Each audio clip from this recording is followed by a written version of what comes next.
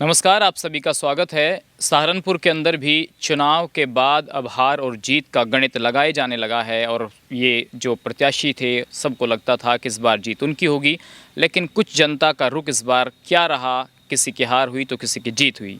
गंगो विधानसभा के अंदर समाजवादी पार्टी दूसरे नंबर पर रही और उनका मानना है कि उन्होंने शानदार प्रदर्शन इस बार किया है।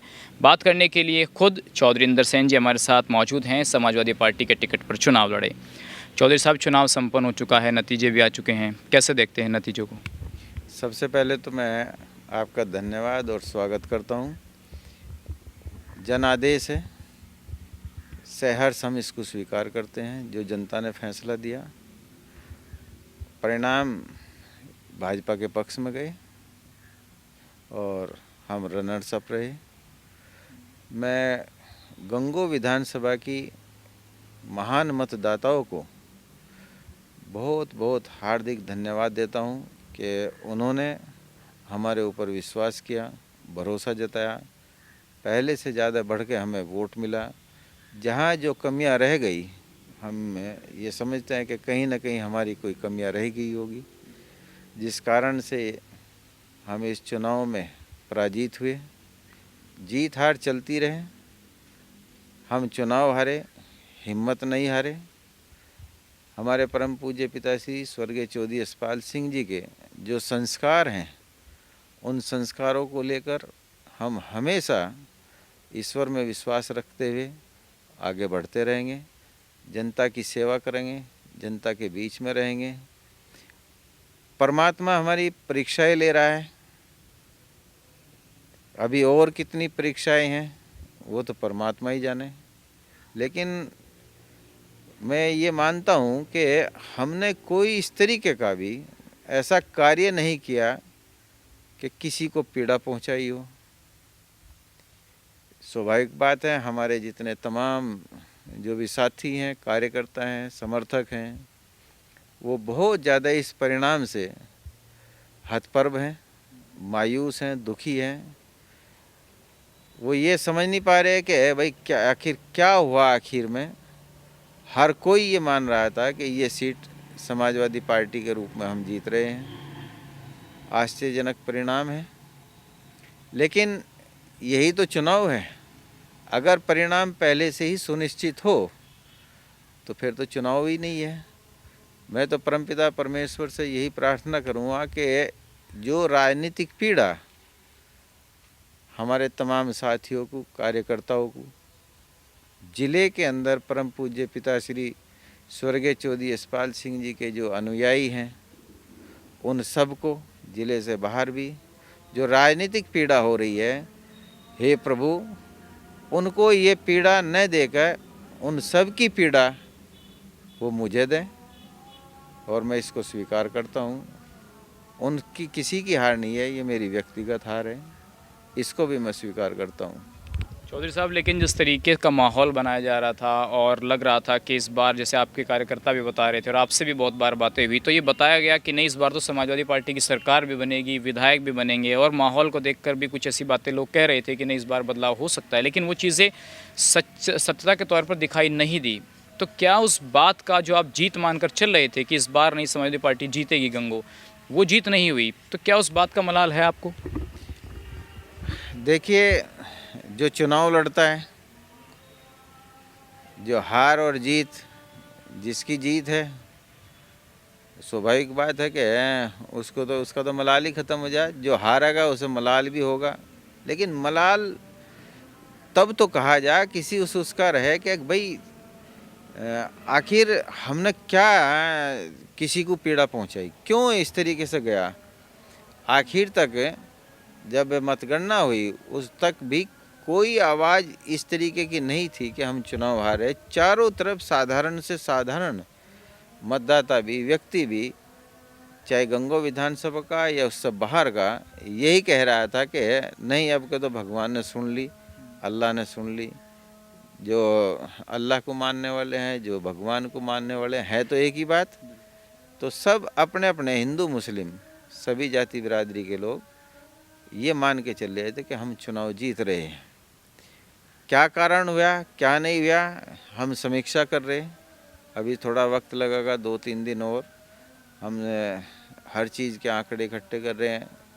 साथी कार्यकर्ता, क्योंकि अभी उनका आना जाना लगा हुआ है भारी संख्या में, वो इस चीज़ को महसूस कर रहे हैं। गांव के अंदर सभी ये कह रहे हैं कि हमने तो भाई वोट उनको दिया। कोई ज़्यादातर संख्या में ये कहने वाला नहीं है कि ना भाई हमने वोट जो है दूसरे उसको दिया।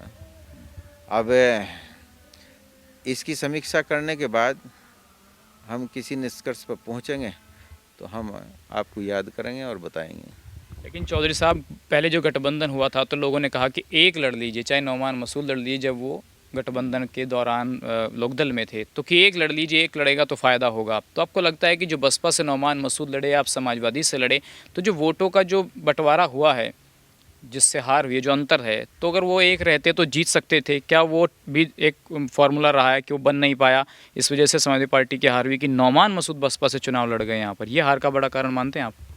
देखिए, चुनाव में कभी भी ये सोच के चुनाव नहीं लड़ा जाता कि वो लड़ लेता है ये वो लड़ लेते हैं। ये तो चुनाव पहले भी हुआ, अब के भी लड़े, वो पहले भी लड़े थे, अब के बीएसपी से लड़े थे। भाई दलित वोटों का जो बीएसपी का बेस वोट है उसको आधार बना के लड़े थे। हमारे पास जो उपचुनाव था, एक वोट जो हमें उसमें हासिल हुआ था, उनके पास जो उपचुनाव में वोट हासिल हुआ था वो प्लस वो लगा के वो चल रहे थे। उनका शुरू से ही नारा था कि 1 लाख पार, और मैं शुरू से ये कह रहा था कि मेरी तो गिनती 1 से शुरू होगी।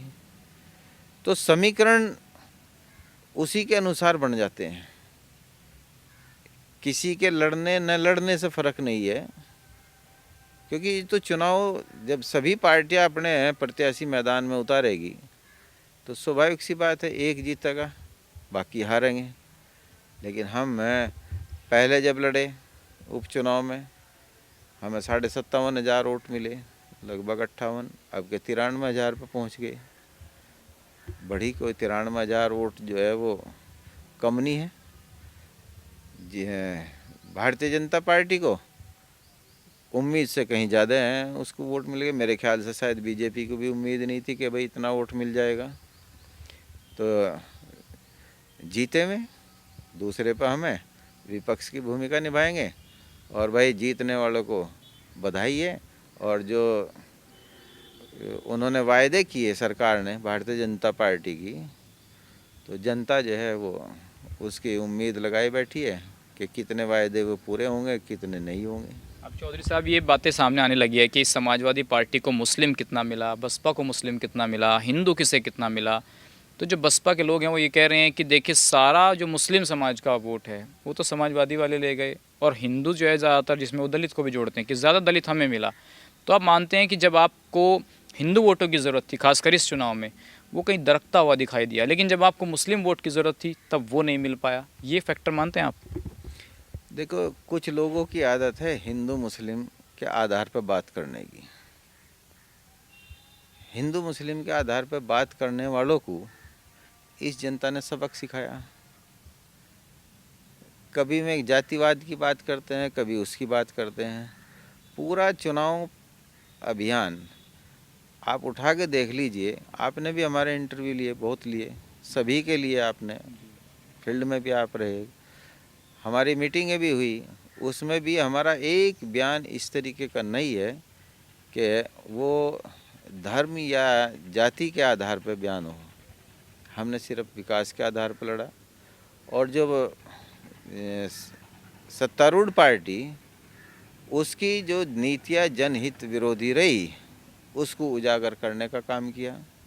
शायद हम उन भावनाओं तक नहीं पहुंच पाए जिनसे वो प्रभावित हुई। प्रथम दृष्टया जो लग रहा है ध्रुवीकरण वो नज़र आ रहा है। और जो ये कह रहे हैं कि भाई दलित वोट इतना मिला या वो मिला, उनको सारा मुस्लिम वोट मिल गया, उनको यही नहीं मालूम है कि भाई कितना तो वोट दलित है, कितना मुस्लिम है, कितना जो और बिरादरियों का वोट है। तथ्यों के आधार पर बात करना वो अच्छा लगता है। और जो इस तरीके की धर्म की और इसकी बात करते हैं ये आज की राजनीति में ये ठीक नहीं है और ये शोभा भी नहीं देता राजनीति करने वालों को। अब चौधरी साहब, बहुत महत्वपूर्ण सवाल ये है कि जब ध्रुवीकरण की बात, हिंदू मुस्लिम की बात आती है, तो गंगों के अंदर तो दोनों ही हिंदू लड़ रहे थे, जो आप कंटेस्ट कर रहे थे, आप भी और बीजेपी के उम्मीदवार भी, तो दोनों हिंदू थे, दोनों गुजर थे। तो यहाँ आपको लगता है कि बहुत से लोग कह रहे हैं कि नहीं, देखिए हिंदू मुस्लिम चुनाव गंगों के अंदर भी हुआ, तो नौमान मसूद तो बसपा के तीसरे नंबर पर रहे, तो ये हिंदू मुस्लिम वाला खेल क्या आपके उसमें भी चला है? आपको कहाँ लगता है कि कहाँ चूक हुई? क्या ध्रुवीकरण की राजनीति गंगों के अंदर भी हुई? देखिए, मैं बताया, अभी हम समीक्षा कर रहे हैं, 2-3 दिन में और हम इस नतीजे पर पहुँचेंगे, क्योंकि जगह जगह हम मालूमात करें भाई आखिर कारण क्या हुआ, किस कारण से जो उम्मीद लगाए हुए थे उस उम्मीद से कम रह गया हमारा वोट। तो जब ये आ जाएगी तो हम आपको ज़रूर बताएंगे। 2 सवाल हैं मेरे। एक सवाल ये है कि ज़िले के अंदर 4 हिंदू समाजवादी के कैंडिडेट चुनाव नहीं जीत पाए, जबकि 2 मुस्लिम कैंडिडेट चुनाव जीत गए। तो ये जो डिफरेंस आ रहा है, ये किस तरीके से देखते हैं आप इसको? खासकर आप हो, धर्म सिंह सैनी हो, संजय गर्ग हो, कार्तिकेय राणा हो, जबकि लग रहा था कि मुस्लिम के साथ जब हिंदू का कॉम्बिनेशन बनेगा, अब सबके अलग अलग प्रत्याशियों की, जातियों का, तो वो जीत का कारण बनेगा। लेकिन ये जो सोशल इंजीनियरिंग है, ये कहीं फेल होती हुई नज़र आ रही है समाजवादी पार्टी की।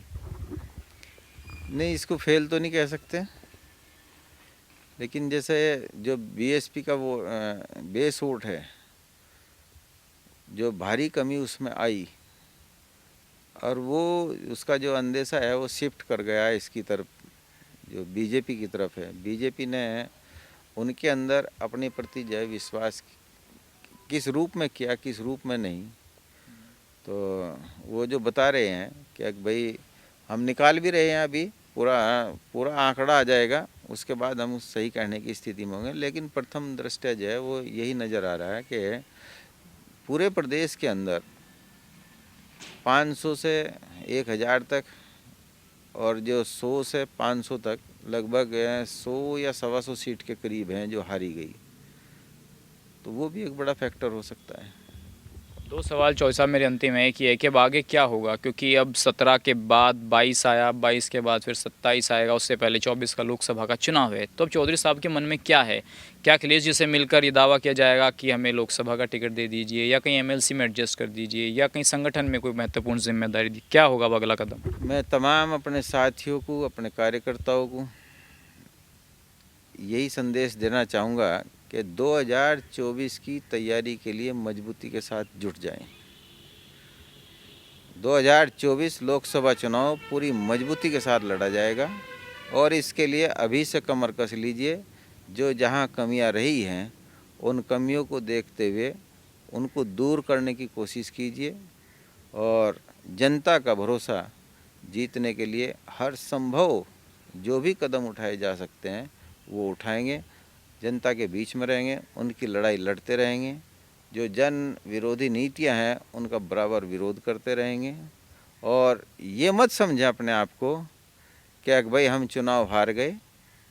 93,000 वोटों का आप देख लीजिए, 1 लाख से ऊपर यहाँ पे नकुड़ विधानसभा में, इधर जो लोकसभा कैराना लोकसभा है उसमें अगर उठा के देखेंगे तो ऐसी बात नहीं है, वोट शेयर के आधार पे समाजवादी पार्टी बहुत आगे है। चलिए, अंतिम सवाल मेरा ये है, क्योंकि कार्यकर्ताओं को लग रहा है कि भाई अब चौधरी साहब अगला कदम क्या होगा, और अब अगला चुनाव जो है 24 का है, तो पार्टी अगर आपको वो जिम्मेदारी देगी लोकसभा की, तो क्या उसके लिए चौधरी परिवार फिर तैयार है, मैदान में है? हमने कहा राजनीति में है, राजनीति में स्वाभाविक बात है चुनाव तो लड़े ही जहाँ, राजनीति यही चुनाव लड़ने के लिए पूरी मजबूती के साथ रहेंगे, पूरी मजबूती के साथ डटेंगे और लोकसभा चुनाव 2024 की पूरी ज़बरदस्त तरीके से तैयारी होगी। चलिए, धन्यवाद चौधरी साहब अपना समय देने के लिए। तो चौधरी इंदर सेन जी थे हमारे साथ, जिन्होंने चुनाव के हार के बारे में भी कहा और ये भी कहा कि 2024 की तैयारी में कार्यकर्ता जुट जाएं, जो पार्टी जिम्मेदारी देगी उसका निर्वहन बखूबी किया जाएगा। फिलहाल इतना ही।